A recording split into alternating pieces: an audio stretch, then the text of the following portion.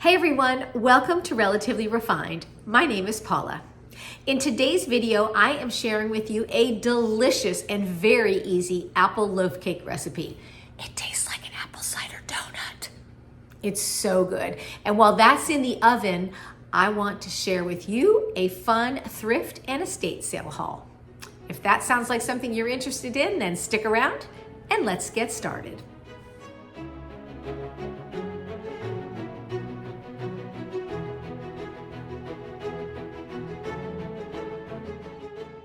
Well, I love apples, and my favorite apple is the Macintosh apple. To me, there is no better apple than a Macintosh apple.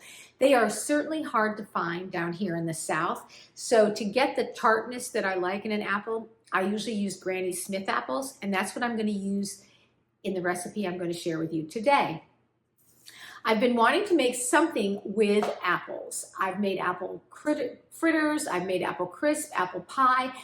I really wanted to try an apple loaf cake. So I went online and I found a recipe and it looks really quite good. Now it does call for walnuts, which I'm going to leave out for two reasons.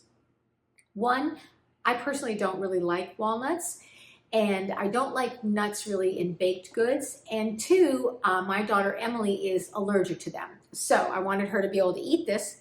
So I'm going to leave them out, but you could certainly keep them in if you enjoy nuts in baked desserts. I've got all my stuff laid out here to show you what I'm going to be using, and it's all ready to go.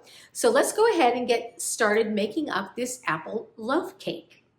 Let me just turn the camera down here so you can see what I'm doing. And maybe move you in just a little bit closer. Hopefully that's not going to make anybody feel too dizzy. All right, so the first thing I'm going to do is mix together my dry ingredients, and I have everything already measured out.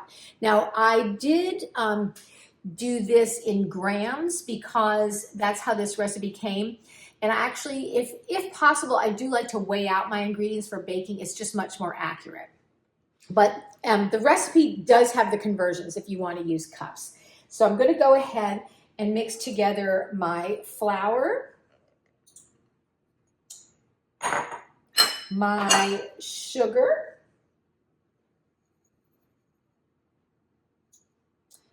and oh, you know what? I did forget my baking powder. So let me grab the baking powder. I'll be right back.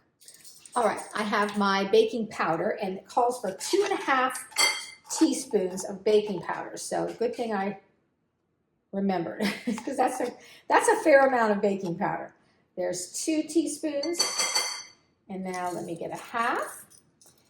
And I suppose if you were using self-rising flour, you wouldn't need to use the baking powder, but I just have regular all-purpose flour. King Arthur, of course, from Norwich, Vermont. So, all right, there's my baking powder. And then I'm going to add in my spices. There's a little bit of salt, there's cinnamon, nutmeg, and cloves. So I'm going to put that in with the flour mixture and kind of mix this together a little bit. And what I've done ahead of time is I've chopped up and I've grated up some apples because it calls for both chopped and grated apples. So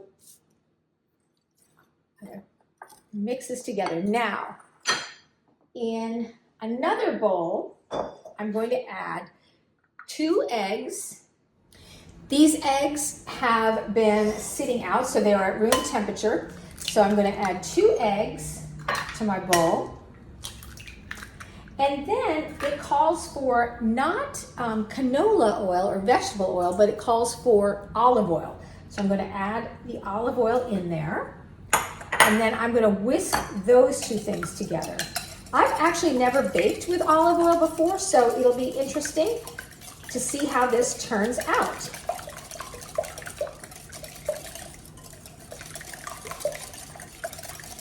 Now I'm going to add in my shredded apples, and this was 180 grams of shredded apples. Add those right in there and stir those around. It reminds me a little bit of zucchini bread, honestly, which would have been also another really delicious thing to make. All right, and now I'm going to add in the dry ingredients, and I'm going to do this in 2 batches. So I'll put half of this in here and stir that around so it's well mixed. And once this is well mixed, I will add the other half of the dry ingredients in. And it's really like a quick bread, honestly. All right, there's that. Let me add this. And stir this around. The apples, I assume, will add a nice moistness to the bread. And as I said, it does call for nuts, but I am leaving those out. All right, and then finally, I'm going to add my vanilla and my chopped apples. So you have 90 grams of chopped apples. So the recipe takes both chopped and shredded apples. So I'm going to mix this all around until it's nice and incorporated. It smells so good. All right, let me clean my dishes up here a little bit. Clear the decks, as they say.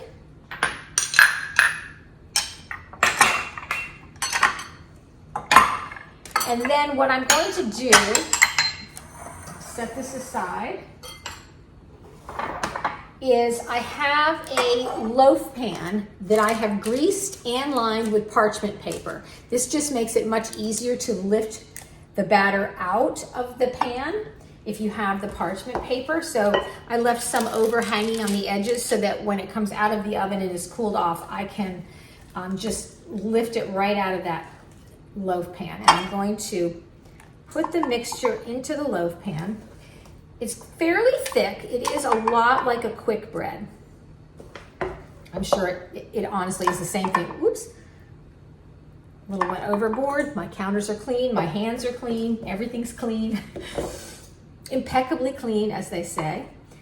And I'll scrape this out. Now I have my oven preheating to 350 degrees. This does cook for quite a while. I think it cooks for a little over an hour, if I'm recalling correctly. Put that right in there. Get all that yummy batter out of there. And I'll spread that around in that pan, in that loaf pan. And then I'm going to put this in the oven. Let me see, what does it say? I think it bakes for about 50 minutes or until the top is golden brown. So I'm going to add this, I'm going to put this in my oven and set the timer. And then when it's cooled off, I'll let you know how it turned out. So let me get this in the oven, and then I will be back for us to have a little chat and a little mini thrift haul. All right, well, the apple loaf is baking. I thought I would share with you a little mini haul. I have been to a couple of estate sales, and I took my sister Kathleen's advice, and I went the last hour of the last day. She said that's when you get the best deals. So that is when I went. I'm just going to adjust this a little bit here to see if the lighting is a little better. There we go. And now there are some very specific items that I am currently on the hunt for. I'm looking for hat pins. I'm looking for vintage books. And let me think, what was the other thing that I was looking for? I also always look for vintage jewelry and things like that. So very specific items. Now, I did find a couple of vintage books. I did not find any hat pins or any vintage jewelry, but I did find a couple of other treasures. So let me tilt this down a little bit so we got a better angle to show you. And I will share with you what I got. There we go. Let me start with, let's see, many of the things that I got, most of what I found were books, but let me start with those real quick. I happened to go into Goodwill actually, and someone must have just donated their entire collection of Martha Stewart decorating books, or, you know, her lifestyle books. I got several of them. I got the Martha Stewart Christmas book. This is one of her earlier ones, and I absolutely love these books. I find them so inspirational to look through during the holidays, and if I can, I'll insert some, you know, footage of up close of these books, but I'm sorry about the glare. So that is her Martha Stewart Christmas. Then I got Martha Stewart Good Things. I was thrilled to find these, and they're beautiful hardback books, and I think at my Goodwill they're $1.89. Then I got Christmas with Martha Stewart Living, Crafts and Keepsakes for the holidays, which I'm super excited about. You know, I love a good craft project, so I'll be looking through this for some ideas for the holidays. And then Christmas with Martha Stewart Living, Parties and Projects for the holidays. And I've already looked through this one, and this one has some great things in it. Let me just share with you one of the things that I found. Oh, here's my receipt. So yes, they're $1.89 for hardback books. But I was showing this to my daughter Neve, and there were just so many beautiful photographs in here. And this page really caught my eye. This is a gorgeous wreath. It's like a poinsettia wreath made out of velvet ribbon. And I thought that would be such a fun project. So that might be something that you see this holiday season. And then finally, this is not a Martha Stewart, but it is Christmas with Victoria. And of course, Victoria magazine is one of my most favorite magazines. So for less than $10, I got that whole stack of beautiful Christmas and decorating books. I thought that was a super deal. I also found this book for my daughter Neve. It's called Hello Cupcake, What's New? And it is all these beautiful little photographs of different cupcakes that you can make. And she loves to bake, and she loves to make cupcakes. Like, look at these apple cupcakes. Now, those are so stunning. I think those would be great to make. Maybe that's what I should have made today instead of the apple loaf cake. But just full of really fun ones. Here's such a shark attack. So cute. So anyway, she was excited about that. Okay. Now, let me see. I also went to an estate sale, and I did find a couple of items there, some books and some other things. So the first books that I saw when I was there were these two adorable Mary Engelbreit books. I love Mary Engelbreit. Mary Engelbreit and Susan Branch are two of my favorites. This is called Believe, and it's a little Christmas book. And I love to put these out as decorations at Christmas time. You know, books make great decor, and you can put out little seasonal books. This doesn't take up much room, but it just, you know, it's fun and festive. And her illustrations are just so beautiful. Everyone can make a Christmas wish list and gather round to decorate the tree.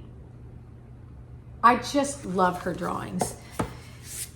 And then this one is called Don't Look Back, and it's little bits of wisdom from Mary Engelbreit. And it is just all kinds of good advice. As you travel through life, there are always those times when decisions have to be made.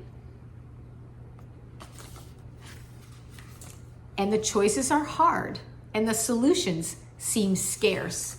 And it just goes on. And then it, of course, in her usual way, at the very end, she makes, you know, lemonade out of lemons. Always take the scenic route. Just darling books. So these were $1 a piece. Again, I love her stuff, so I was happy to get those. And then at that same estate sale, I found two other vintage books. I found this one, which is A Curtain of Green. It's a book of short stories by Eudora Welty, who is, of course, a classic Southern author. And I'm very excited. This one still has its dust jacket. It's not in perfect shape, but it's still a lovely book, and I was happy to find it. Let me see if it has a copyright. This is copyright 1941. So really, really a wonderful book. And I love Eudora Welty. Her stories are fabulous, and her life is very, very interesting. I actually just saw a biography of Eudora Welty at the thrift store the other day, and I didn't pick it up, and I'm thinking now that I should have, because I do actually really love her writing, and as I said, her life is fascinating. And then I found this book, and one of you recommended this series to me and thought that I would enjoy it, The 5 Little Peppers. And I found this vintage copy of The 5 Little Peppers and How They Grew.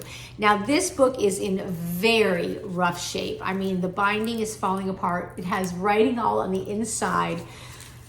But it says to Kay, December 25th, 1956, from Myrna Edith something or other camp. How fun is that? So this was given as a Christmas gift in 1956, and the copyright date is 1955. But I just started to read through some of the stories, and it really is precious, and I do love it. So thank you to whomever recommended The 5 Little Peppers to me. I think there were actually a couple of you that recommended that. And then the last 2 books that I picked up at Goodwill, one is the Guernsey Literary and Potato Peel Society, and I've heard so much about this book. I think this was a New York Times bestseller, and let me read you the little description on the back. January 1946, writer Juliet Ashton receives a letter from a stranger, a founding member of the Guernsey Literary and Potato Peel Society. And so it begins, a remarkable tale of the island of Guernsey during the German occupation and of a society as extraordinary as its name. So I think this sounds fabulous. It's about, I think Guernsey is one of the Channel Islands, so I think it'll be wonderful. And it says on the cover that it was made into a film on Netflix. So once I read this, I will have to check that out. And then the second book that I got, fiction book, is called The Second Mrs. Astor, a novel of the Titanic by Shana Abe, New York Times bestselling author. And this is, it says, is a mesmerizing novel of historical fiction from New York Times bestselling author Shana Abe.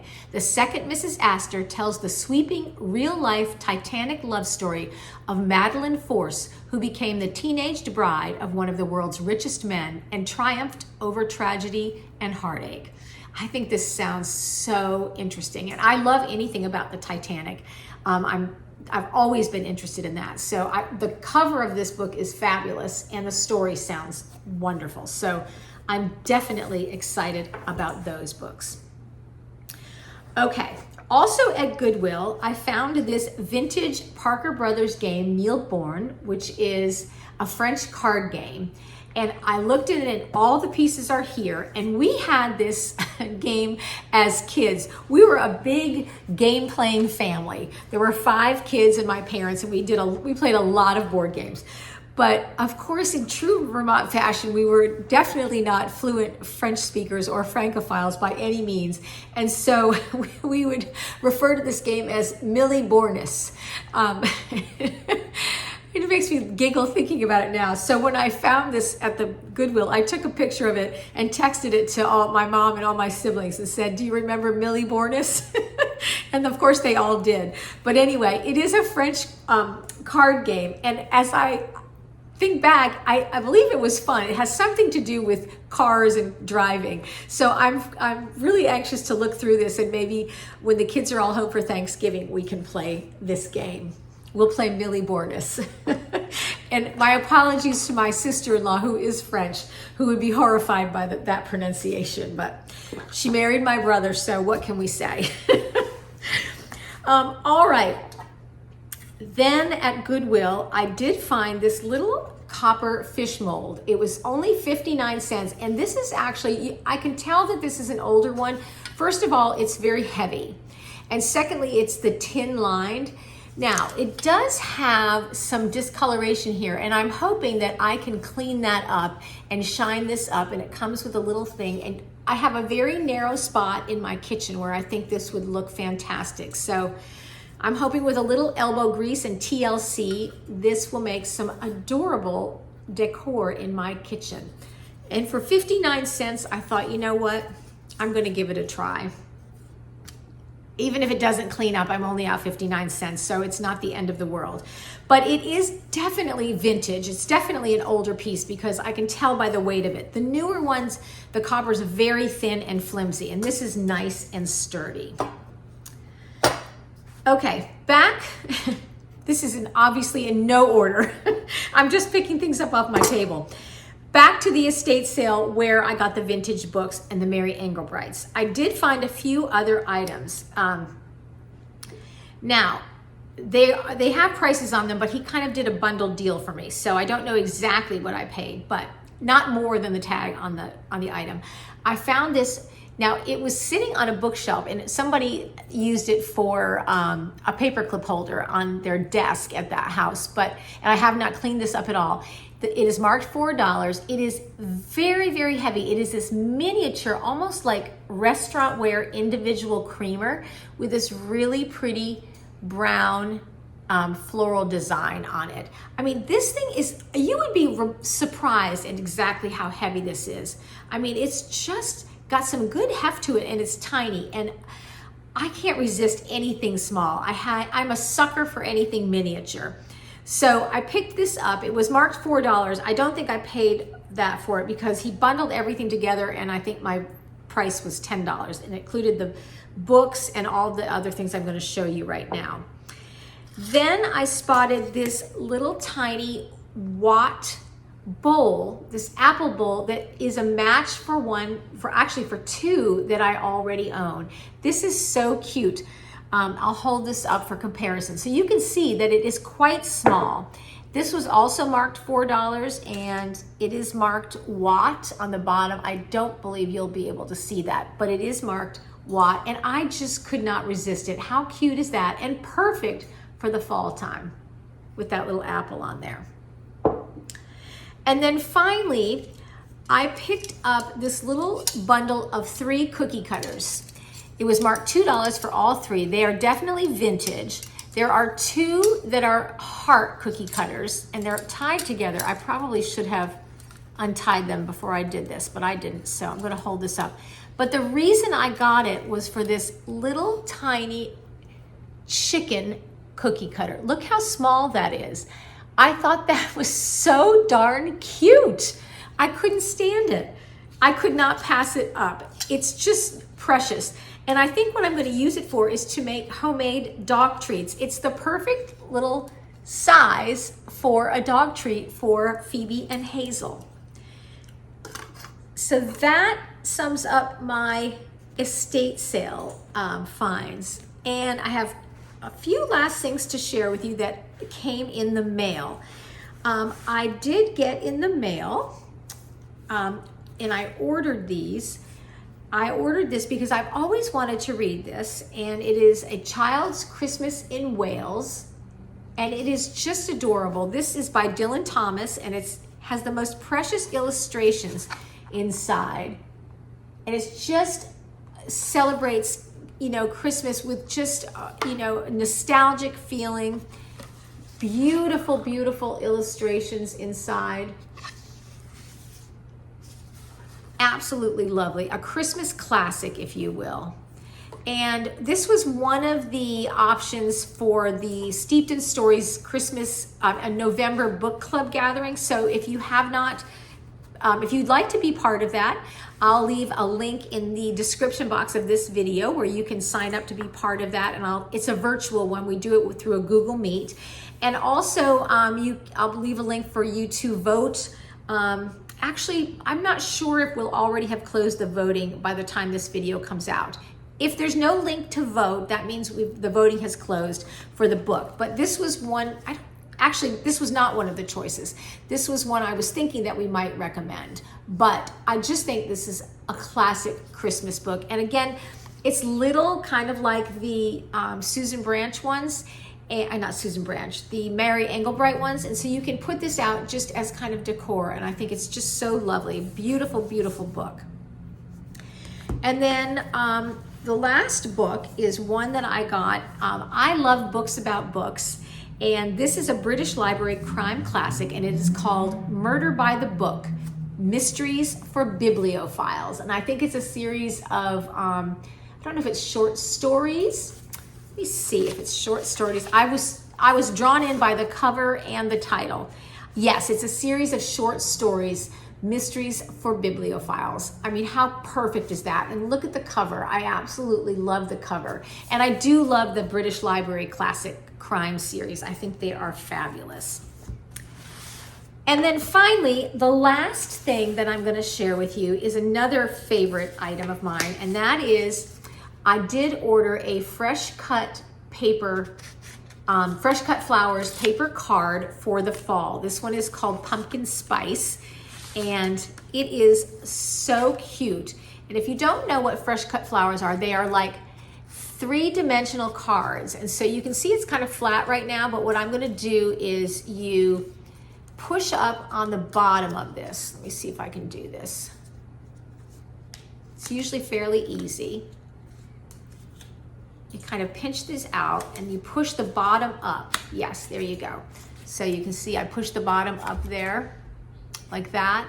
And this turns now into a three-dimensional little floral arrangement. And this is just so adorable. It's very cute.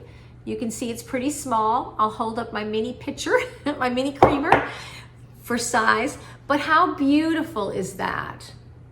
And I ordered this on Amazon actually, and I will leave a link for this down below in the description box as well if you're interested. And I just think these are absolutely darling. And they're so cute just to tuck on a bookshelf or on your bedside table, just any little space where you want to add a little bit of seasonal decor.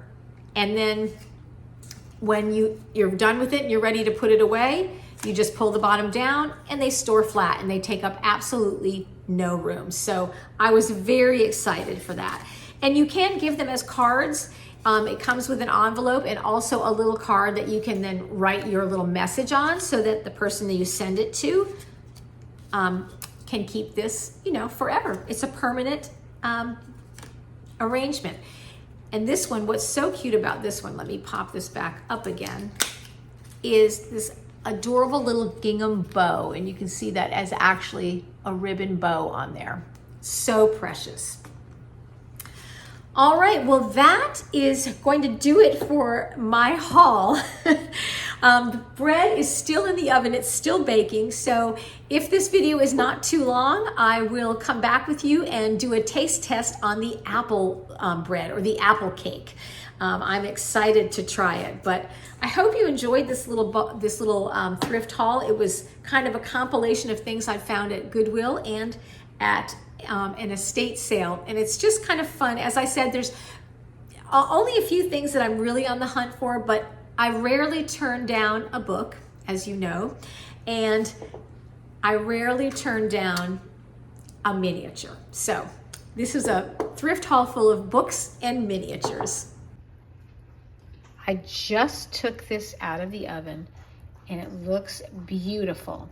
I put a skewer in and it came out clean. From the center, you can see the big chunks of apple in there. I'm just going to let it cool down for a minute before I slice into it and do a taste test. So I'm very excited. I removed it from the loaf pan and it looks so lovely. And the smell is wonderful. Just apples and cinnamon and nutmeg. It just smells like fall to me. All right, well, I cut myself a slice of the apple loaf and I'm just going to give it a quick little taste test.